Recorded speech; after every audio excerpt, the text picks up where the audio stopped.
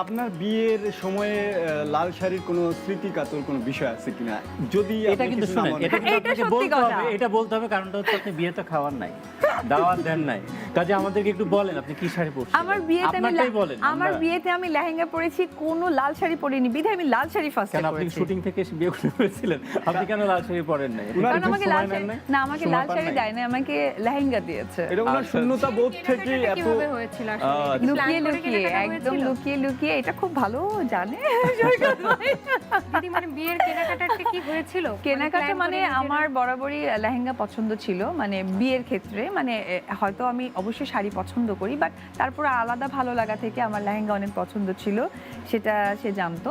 তো যখন আমাদের সবকিছু মনে হয় যে এখন আমরা বিয়েটা করব লুকিয়ে, তখন সে ভাসাবি থেকে সবচেয়ে এক্সপেন্সিভ শাড়িটা, এবং তাকে সহযোগিতা করেছিল মামুনুজ্জামান মামুন নামে একজন ভাই আছেন, যারা হয়তো মিডিয়া পাড়ায় আছেন, তারা চিনে থাকতে পারেন।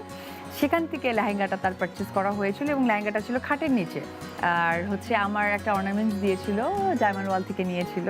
তো এই দুটাই আসলে আমার বিয়ের আসল জিনিস ছিল। তাহলে আমরা ধরতে পারি বা মানে অনুমান করতে পারি যে আপনার একটা হাহাকার আছে, লাল শাড়ি, শূন্যতা আছে, লাল সেই শাড়ি। জায়গা থেকে আপনার লাল শাড়ির প্রতি এত আকর্ষণ। এটা সাকিব সত্যি। ভাইয়া কি পরেছিল দিদি লেহেঙ্গার সময়?